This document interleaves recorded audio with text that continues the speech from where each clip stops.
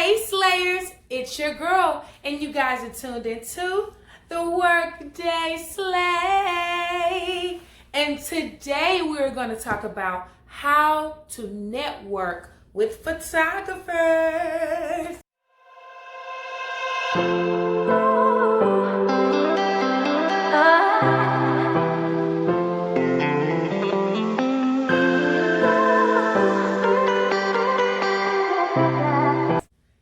The first thing and the biggest thing you need to know is knowing your photographer's background. Knowing your photographer's background, depending on how far you are in the industry. If you're just a beginner, knowing your photographer's background is great. Whether they might be a celebrity photographer, they might be a beginning photographer, they might be I don't know, not so professional, might not really even have a background.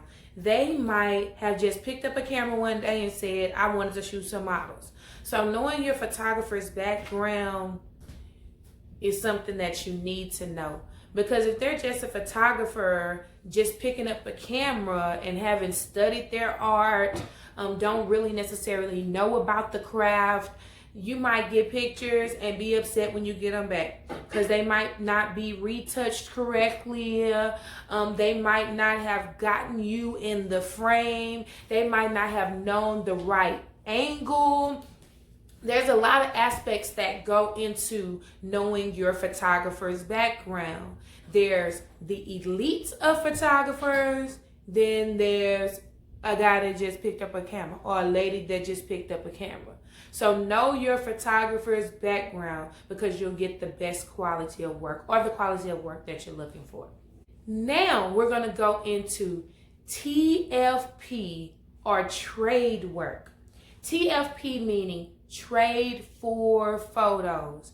If you see a photographer post TFP, trade work or trade for photos, that means you will be trading them for whatever the necessities of what they need or what they need in return. So say for instance, you go into a photo shoot and you say, I need some commercial shots, or I need a great headshot and body shot, or I need just something to add to your portfolio. Well, that photographer in turn will want something of his quality or something he needs in his portfolio. You may say, I need to create an avant-garde image for my portfolio book that I don't necessarily have there.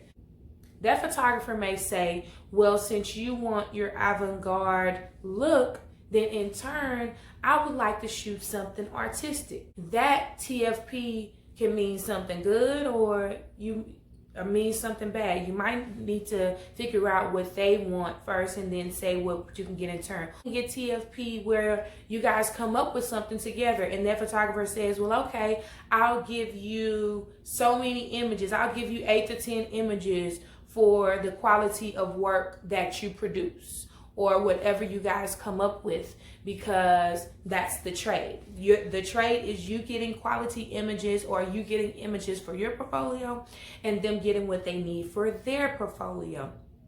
But watch out with that sometimes, because you might get up in a TFP situation where you want something and then you find out later that the photographer might want to shoot artistic nude, or they might want to shoot something that you aren't aware of or something that you really don't want to shoot. You might not be a swimsuit lingerie girl. It might be uncomfortable shooting that type of thing with that photographer. But know in the beginning what you both want and know that that's the right photographer to shoot for. Now we're going to go into and expound on knowing what you're shooting for. You need to go into a photo shoot knowing exactly what you're shooting for and knowing exactly what you want. Photographers get so frustrated with models saying that they want to shoot with them and then don't know what they're shooting or don't know a concept. There is high fashion you can shoot. There are Polaroids. You can shoot something outdoors. You can shoot fitness. There's so many different things that you can shoot. You can shoot stock photos. Okay, you can shoot stock photos where you're holding an object in your hand for a particular brand, and that brand might use that picture as a stock photo for other people to use, and you get paid for those type of things. A product photo shoot where you can team up with a designer or a different product and they can use your face as the brand. Know what you're going in to shoot and don't be confused. Write it down the day before. Go in the mirror, practice your angles, practice whatever you're trying to shoot, practice your poses. Know that after the camera flashes, there goes another pose. Just work on your angles. Know that your face is supposed to be towards the light. Know exactly what you're shooting for before you go into the shoot, because neither you or the photographer wants to be there. Time is money, okay? They may have something to shoot later on and you just spend all of your time just trying to work on a concept or something when y'all have spent all day on one genre of modeling or one phase when you could have done 5. Lastly, it costs to be a boss. If you want the best quality of work, it costs to be a boss.